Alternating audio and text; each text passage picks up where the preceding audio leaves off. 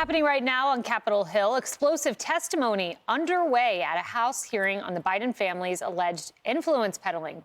The first son, Hunter, was invited to testify publicly, something he himself has called for many times. He said he wanted to testify publicly.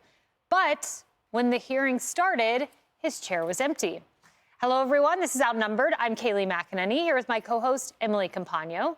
Also joining us, Fox & Friends co-host Ainsley Earhart, president of KA Consulting, Fox News contributor, and former senior counselor to President Trump, Kellyanne Conway, and Fox News contributor Joe Concha. But first, let's go live to David Spunt with more details. David. Hi, Kayleigh. Republicans insist that this hearing that's been going on for 2 hours is truly about influence peddling, a large problem they see in Washington, D.C. Democrats say it's just another opportunity for Republicans to show an empty chair with the name tag Hunter Biden. Well, lo and behold, there you go. There is an empty chair seated between two witnesses with the name tag Hunter Biden. He did not show up today, but in between, or on each side, I should say, of that empty chair, two polar opposite witnesses. The first is a Democrat witness, Lev Parnas, a former Rudy Giuliani associate who served a brief time behind bars. Democrats say he was close to Giuliani and Trump world and can explain influence peddling related to Donald Trump, though, not to Joe Biden. Watch this. The American people have been lied to by Donald Trump, Rudy Giuliani. I found precisely zero evidence of the Biden's corruption in Ukraine. Republicans have Tony Bobulinski in the room today. He's the former Hunter Biden business associate. He said he met with Joe Biden, Hunter Biden, and Jim Biden. He says, full stop, Joe Biden is the brand, and the Biden family made its living off influence peddling. Joe Biden was more than a participant in and a beneficiary of his family's business. He was an active, aware enabler. Also in attendance today, Kayleigh, Jason Galanis, a former Hunter business associate who's serving 14 years behind bars in federal prison for securities fraud. He's sitting in prison for scamming workers' pensions.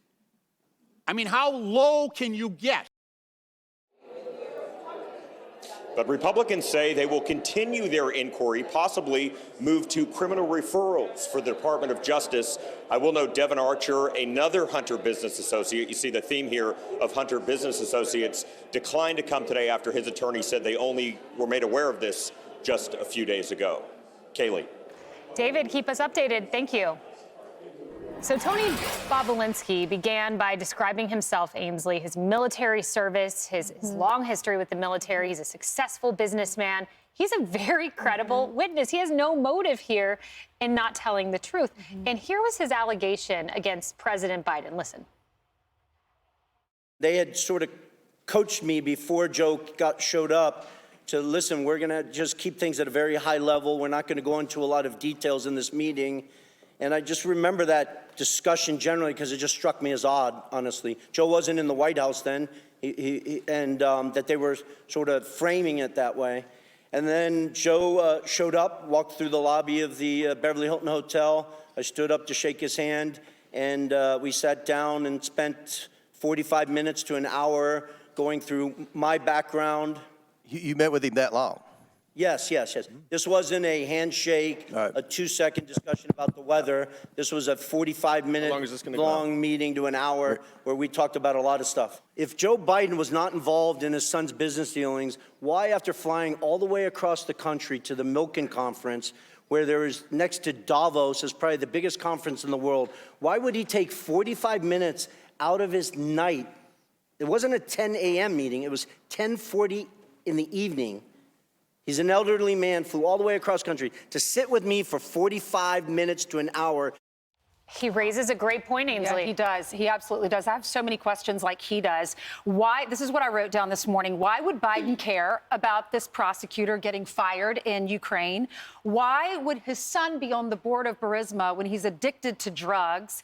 Why would China, a Chinese energy company, if you have that much money, you're smart about who you invest with. Why would a Chinese energy company pay millions of dollars to Hunter Biden when he's addicted to drugs? Why are all the grandkids getting, big fat paydays? Why Hunter, why didn't he show up today when he wanted this public hearing? He doesn't show up. If he doesn't have anything to hide, you show up. And you're right about his reputation. He said every man in his immediate family has served in the military. You can tell he's serious about this. Why would he betray a guy that he was in business with if he didn't want to just tell the truth? Yeah, he called himself a patriot and a truth teller, and that's what I see when I watch him. Emily, there's someone who desperately wants to stop this hearing. His name is Jamie Raskin, and I couldn't get over the fact that if there's nothing to see here, it's all smoke, like nothing to see, why do you have to interrupt Bob Alinsky multiple times? Why do you have to try to stop this? Let's bring in Jamie Raskin.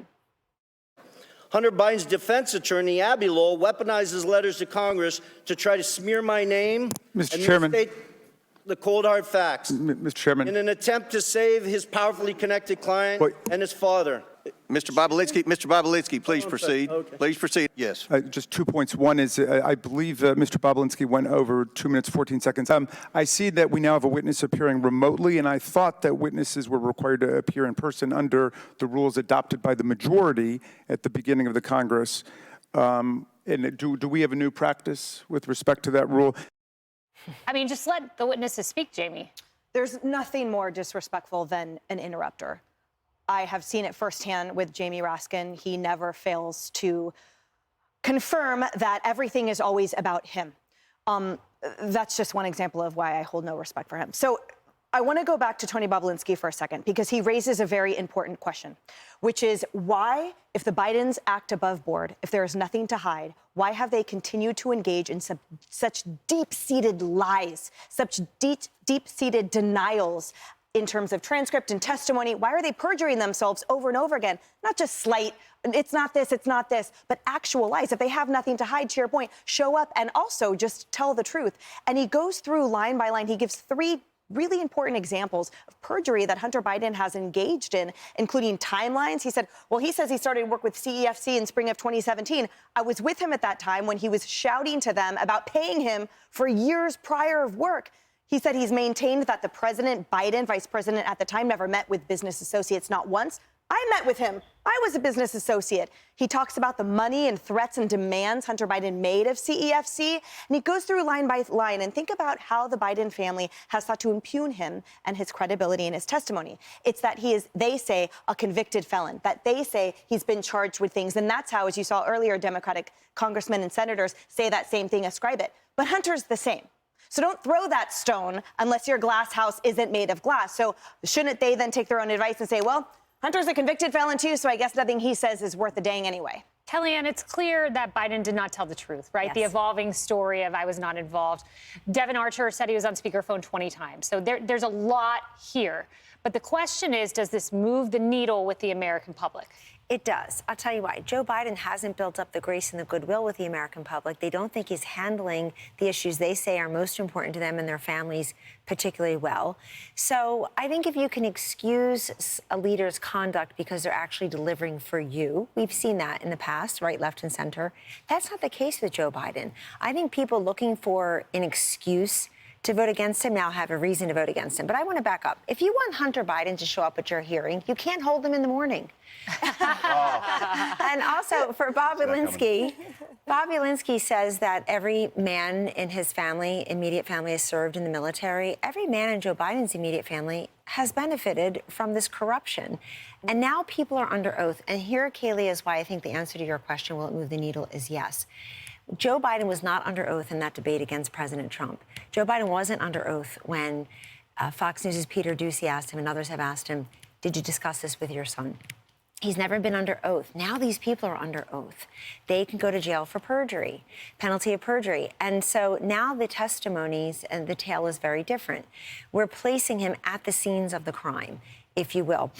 Last point, I think that it's hard for any of us to understand how the Bidens made money off of Joe Biden. We listen to him every day for free and don't want to. Mm-hmm. So who is paying for all this? It's a good question. It's a very good question.